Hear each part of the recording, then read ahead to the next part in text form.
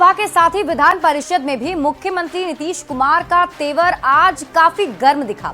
RJD की महिला पार्षद उर्मिला ठाकुर ने हाई स्कूल से जुड़ा एक सवाल किया था, जिस पर सीएम नीतीश कुमार भड़क गए और इस दौरान उन्होंने राबड़ी देवी को भी लपेट लिया। फिर क्या था, सीएम नीतीश कुमार ने विपक्षी नेताओं की जमकर क्लास लगा दी और कहा कि पिछले 20 साल में महिलाओं के लिए कितना काम हुआ है, ये विपक्ष के नेताओं को भी मालूम नहीं है और विपक्ष से भी जो महिला नेता बनी हुई हैं, उन्होंने भी कभी महिला के लिए कोई काम नहीं किया है। आप उस पटिया में हैं, इसके हस्बैंड टूट गए तो अपना वाइफ को बना दिया। अरे ये सब कोई मतलब है जी? जो हुआ है, आई लोग भी बनी हुई तो कोई महिला के लिए की है? ये सारा का सारा काम महिलाओं के लिए कितना हुआ है मालूम है? एक एक बात हमने बता दिया है। आप महिला को कोई दिक्कत नहीं है, एक एक तरह से कुछ नहीं जानती हो। अरे यही लोग बना दिया है तो तू लोग का कौन महिला का है?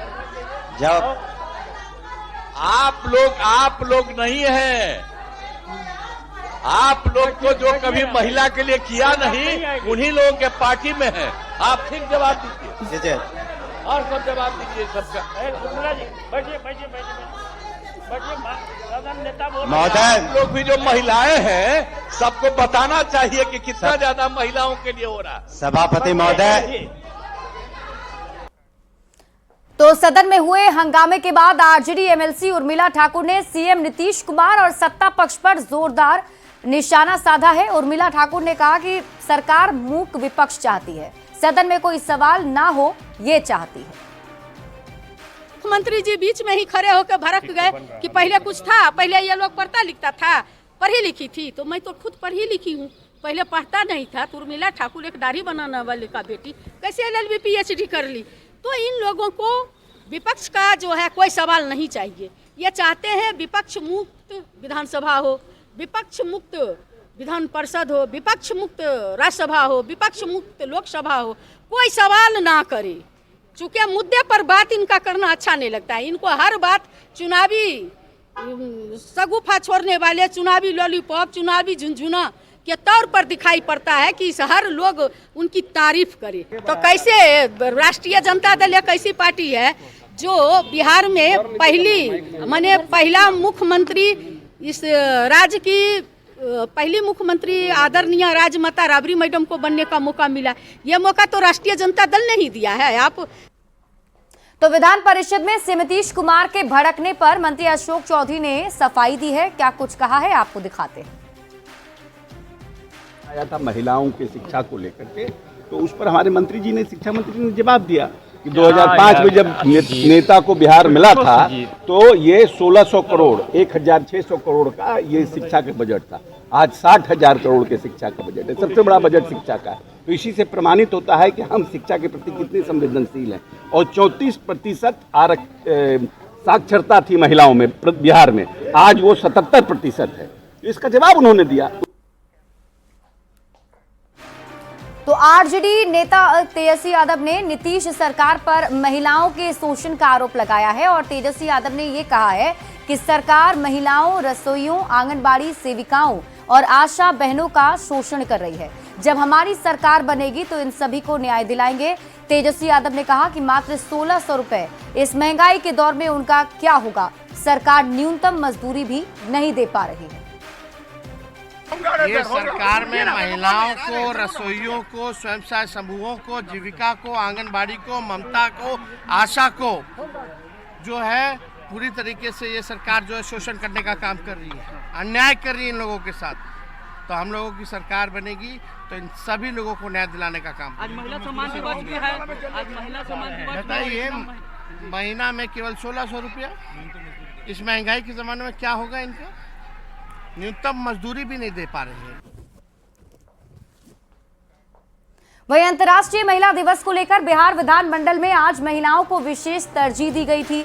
बिहार में महिलाओं के लिए हुए काम को लेकर विधान परिषद में जेडीयू एमएलसी रीना देवी ने अपने अंदाज में कविता पढ़ी और नीतीश सरकार में हुए काम की तारीफ की, जिस पर सदन में बवाल मच गया।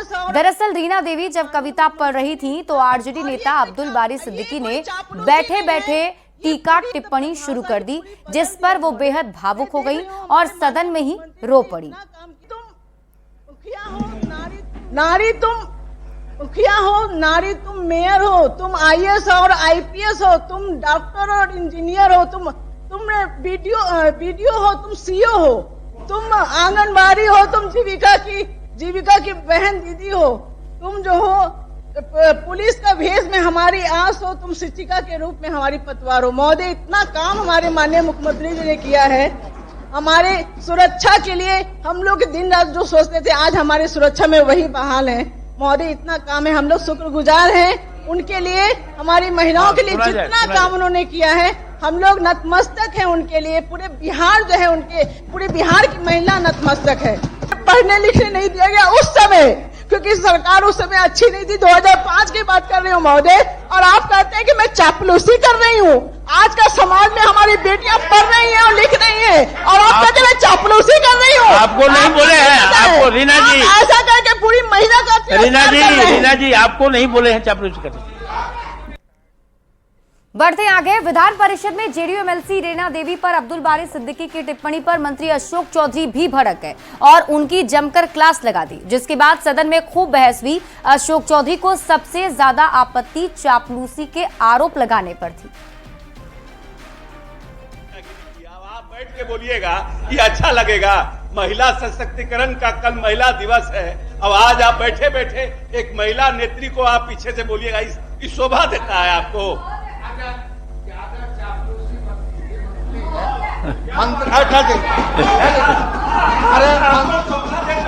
ठीक है चलिए। शोभा देता है। अरे खड़ा होके बोलते तो जवाब देती, बैठे बैठे बोलिएगा ना कोई नोटिस होगा ना कुछ होगा। मंत्री को ज्यादा चापलूसी नहीं करना चाहिए, नहीं। माननीय सदस्य प्रोफेसर नवल किशोर यादव, आगे बढ़िए। उनको गर्व है कि ऐसे नेता जो चापलूसी कर रहे हैं, इसे युवकों से लेकर पूरा हिंदुस्तान उसको समाजवादी नेता के रूप में। बैठिए, हो गया। सिद्दीकी साहब, माननीय सदस्य सिद्दीकी साहब, इनका काम हो गया। इधर इस पूरे मामले पर विधान परिषद के बाहर भी रीना देवी ने अपनी बात रखी और कहा कि लड़कियों और महिलाओं की स्थिति 2005 के पहले क्या थी वे इसको बहुत अच्छे से जानती हैं। माहौल खराब होने की वजह से उन्हें पढ़ने तक नहीं दिया गया। 3 साल वे घर में बैठी रही, जल्दी शादी करा दी गई। मेरे लिए सही में भावुकता का ही विषय हो जाता है हर बार, क्योंकि इसकी वजह से मैं यादव समाज से हूँ। एक यादव का उस समय पूरा का पूरा शासन था और उसके बावजूद भी मेरे साथ ये वेदना घटी है। मेरे पिताजी की दुकान जो कि बोईनोट चौराहे पे हुआ करती थी वो टूटी है और उसकी वजह से हम लोग बहुत ही गरीबी के दिनों को गुजारने का काम किए हैं। मेरी शादी जल्दी हो गई क्योंकि माहौल अच्छा नहीं हुआ करता था।